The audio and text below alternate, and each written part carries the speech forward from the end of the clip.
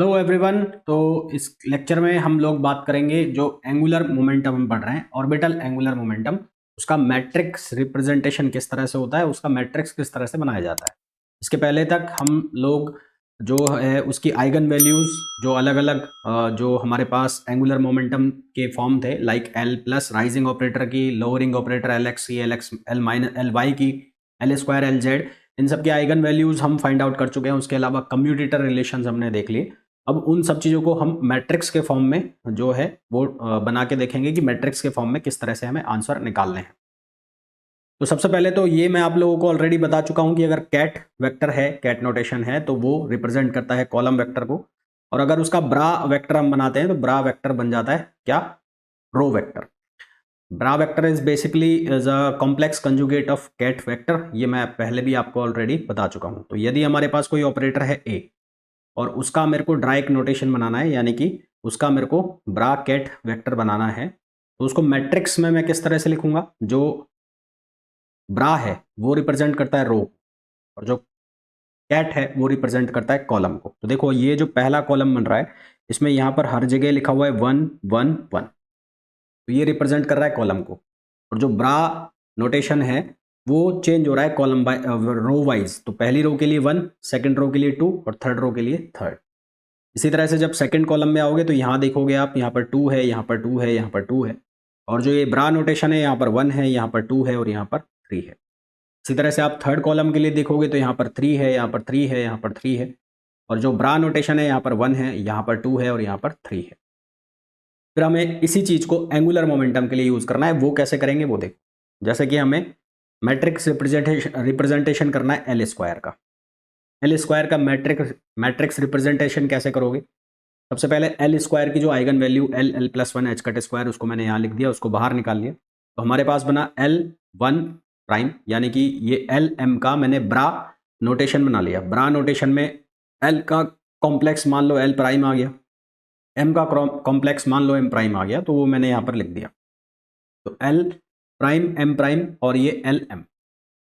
अब यदि ये एल प्राइम और एल बराबर होते हैं और एम प्राइम और एम बराबर होते हैं, तो ये नॉर्मलाइजेशन की कंडीशन बनेगी और ये वैल्यू क्या मिलेगी? 1।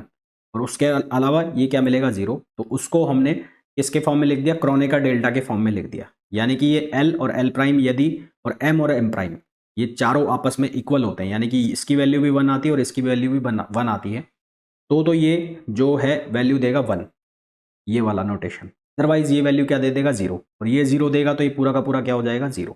ठीक है। तो हमें क्या करना है? हमें इसकी वैल्यू 1 कब मिलेगी? जब एल और एल प्राइम बराबर होंगे और एम प्राइम आपस में क्या होंगे? इक्वल होंगे। तो सबसे पहले हमने एल की कंडीशन ली 1। एल क्या है? ऑर्बिटल क्वांटम नंबर है। और एम क्या है? मैग्नेटिक क्वांटम नंबर है। तो एम की वैल्यू कहाँ से कहाँ तक होगी? एल की अगर वैल्यू, एल की वैल्यू के लिए एम की वैल्यू कहाँ से कहाँ तक होगी? -L से और +L तक, है ना। यानी कि 2L + 1 3 वैल्यू होगी। अगर L की वैल्यू 1 है तो M की वैल्यू कितनी आएगी? 2L + 1, यानी कि L की वैल्यू 1 तो 2 × 1 + 1 कितनी हो गई? 3 हो गई। और वो कहाँ से कहाँ तक होगी? -L से और +L तक होगी।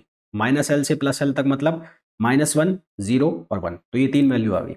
अब मैंने आपको कहा कि जो कैट नोटेशन है वो कॉलम को शो करेगा और जो ब्रा नोटेशन है वो किसको शो करेगा? वो शो करेगा रो को। तो मैंने 3 अलग अलग कंडीशन बनाई एम की अलग अलग वैल्यू के लिए। एल की वैल्यू 1, एम की वैल्यू 1, एल की वैल्यू 1, एम की वैल्यू 0, एल की वैल्यू 1, एम की वैल्यू -1, ये तीनों वैल्यू रखी। तो यहाँ ये डिनोट कर रहा है किसको? फर्स्ट कॉलम को। ये डिनोट कर रहा है किसको? ये एक दूसरी स्टेट को शो कर रहा है, यानी कि 0 को। और ये कौन सी स्टेट को शो कर रहा है? तीसरी स्टेट को। तो ये 3 अलग अलग स्टेट बन रही है मेरे पास। ये स्टेट बन रही है 1, यहाँ पर देखो, यहाँ पर लिखा हुआ है एम, ये एम। तो ये स्टेट कौन सी हो रही है? एम। यहाँ एम आ रहा है ना लास्ट में, ये देखो। तो यहाँ एम, यहाँ एम, यहाँ एम, यहाँ एम, यहाँ पर कितना हो गया? 3। तो ये 1 2 3, ये 3 स्टेट अलग अलग शो हो रही है। तो इनको हम कैसे शो करेंगे? अब वो देखो। देखो तो जैसे कि मैंने ये मैट्रिक्स बनाई, तो first row first column, second row first column, third row first column, first row second column, second row second column, third row second column, first row third column, second row third column, third row third column. किसकी value निकाल रहे हैं हम? L square की। तो L square L square L square हर जगह लिख दिया। अब 1, जो 1 है स्टेट 1 ये किसको शो कर रहा है 1 1 को, स्टेट 0 किसको शो कर रही है 1 0 को, और स्टेट थर्ड किसको शो कर रही है 1 -1 को, है ना, ये 3 स्टेट शो हो रही है। तो स्टेट 1 किसको शो कर रही है 1 1 को, 1 1 1 को, 1 1 1 को। स्टेट 1 जो ब्रा नोटेशन है उसमें भी किसको शो करेगी 1 1 को। फिर यहाँ पर 1 0 को 2 आ गई, यहाँ पर 2 आ गया तो ये 2 किसको शो कर रहा है 1 0 को। थर्ड जो किसको शो कर रहा है 1 -1 को। इसी तरह से यहाँ पर 2 है तो ये 1 0, ये भी 1 0, ये 1 0। यहाँ पर 3 है तो ये क्या होगा 1 -1, ये होगा 1 -1, ये होगा 1 -1। फिर यहाँ देखो यहाँ क्या है, यहाँ 1 है तो 1 का 1 1, यहाँ 2 है तो 2 का 1 0, यहाँ 3 है तो 3 का 1 -1, यहाँ 1 है तो 1 का 1 1, यहाँ 2 है तो 1 0, यहाँ 3 है तो 1 -1।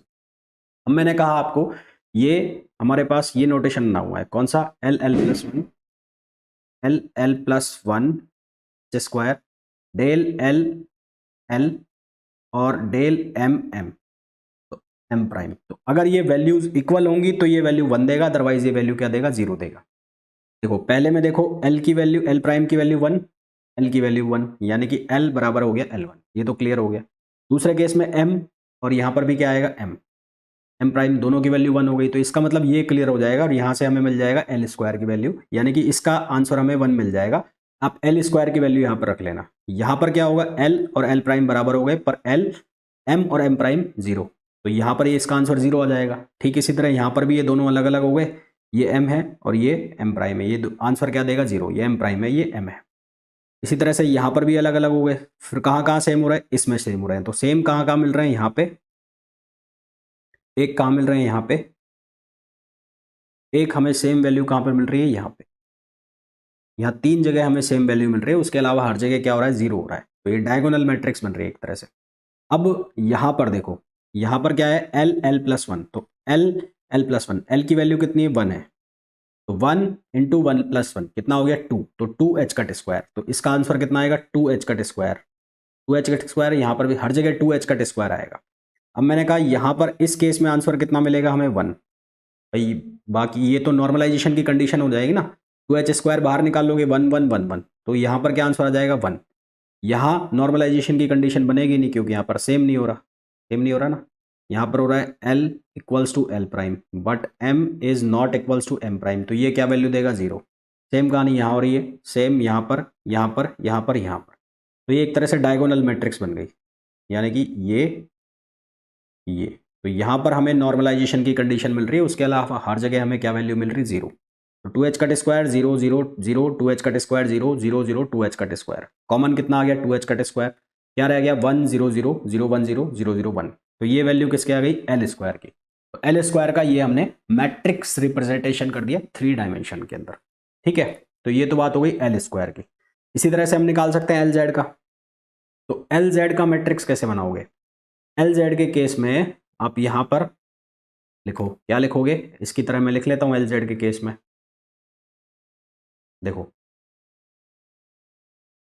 एक मिनट, एल जेड के केस में ऐसा लिख लिया आपने, इसका जब बनाओगे तो L prime M prime L Z L M, इसमें बाहर क्या आ जाएगा, इसमें बाहर आ जाएगा एम एच कट।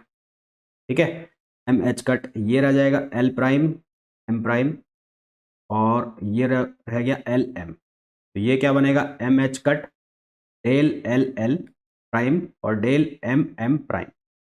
तो अगर ये इक्वल हो जाते हैं तो ये वैल्यू देगा 1, अदरवाइज ये क्या वैल्यू देगा 0। वैसा ही लिख लिया मैंने 1 1, पहला कॉलम पहला कॉलम पहला column, first row second row third row. तो ये फर्स्ट स्टेट के लिए 1 1 था, सेकंड के लिए कितना था 1 0, थर्ड के लिए कितना था 1 1 -1, तो वही सेम चल रहा है। हम l = 1 के लिए सारी कैलकुलेशन कर रहे हैं। तो ये वापस से समझाने की मेरे को हालांकि ज़रूरत नहीं है, फिर बता देता हूँ। ये सेकंड कॉलम, ये first row second row third row, तो यहाँ स्टेट सेकंड, तो वही चीज़ें डिफाइन की हुई हैं जो स्टार्टिंग में डिफाइन की थी। 1 के लिए 1 1, 0 के लिए 1 0, 3 के लिए 1 -1, तो ये 3 स्टेट्स अलग अलग डिफाइन हो गई। अब यहाँ पर आपको वैल्यू सब्सटीट्यूट करनी है, कैसे करोगे, ये किसके बराबर है M H cut, H cut तो बाहर चला गया। अब यहाँ पर जो वैल्यू है वो m पर डिपेंड कर रही है सारी, वहां पर था l × l + 1, यहाँ पर आ रहा है m ना, यहाँ m की वैल्यू आपको सब्सटीट्यूट करनी है, तो यहाँ बना m m m, यहाँ पर एल जेड में से एच कट हर जगह से बाहर निकाल दो, क्या रह जाएगा, एम एम एम। पहला केस देखो जहां पर इक्वलिटी की कंडीशन बन रही है, पहला केस देखो 1 1, यहां पर भी 1 1 है, यहां पर भी 1 1 है, तो एम की वैल्यू यहां पर कितनी सब्सटीट्यूट करोगे, 1। यहां पर कितना है, 1 1 है और 1 0 है, तो ये 0 होगा, खत्म हो जाएगा।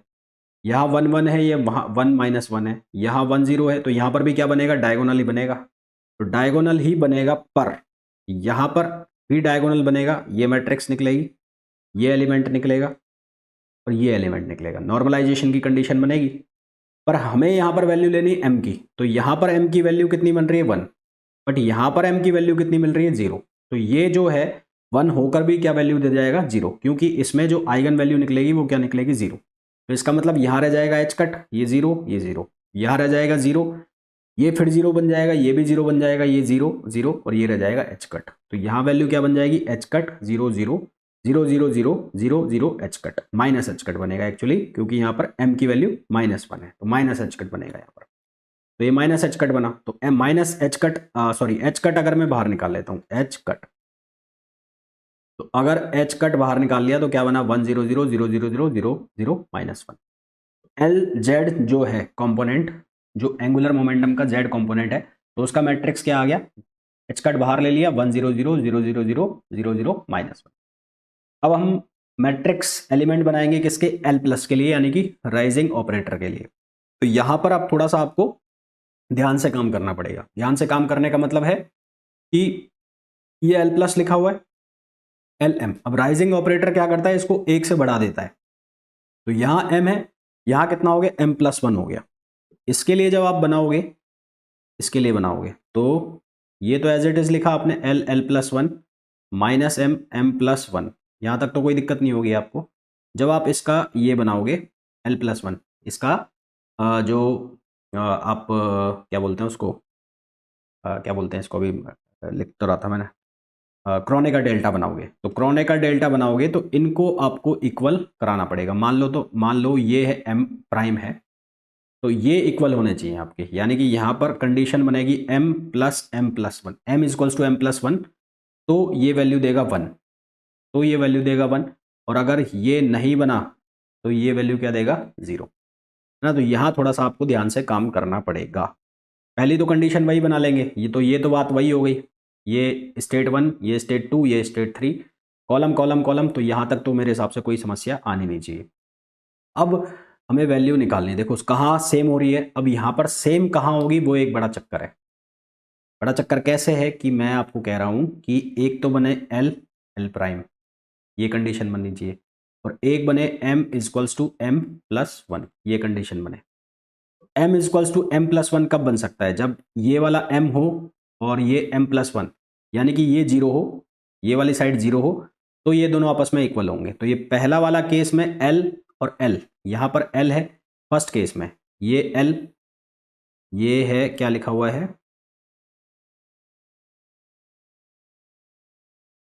LM, LM लिखा हुआ है ना, तो यहाँ पर L-M।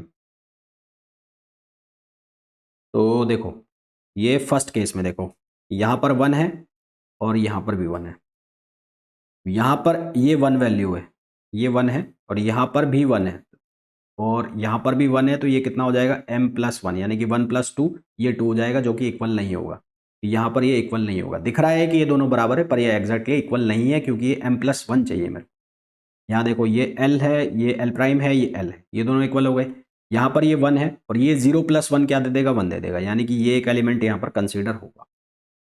इसी तरह से इस एलिमेंट को देखो, यहाँ पर ये दोनों इक्वल है, फिर यहाँ पर जब आप लिखोगे 1 और यहाँ पर हो जाएगा -1 + 1, ये 0 हो जाएगा, तो यानी कि ये भी कंसिडर नहीं होगा। फिर यहाँ देखो, यहाँ है 1, यहाँ है 1, यहाँ है 0, यहाँ हो जाएगा 1+2, तो ये भी कंसिडर नहीं होगा। 1, यहाँ पर भी 1, ये 0, ये 0, ये भी कंसिडर नहीं होगा। यहाँ पर 1 है, यहाँ पर भी 1 है, यहाँ 0 है, यहाँ क्या होगा, -1 + 1, तो ये इक्वल हो जाएगा, ये इक्वल हो जाएगा, इसको कंसिडर कर लेंगे। फिर एक भी कंसिडर नहीं होगा, यहाँ नीचे वाला एक भी कंसिडर नहीं होगा।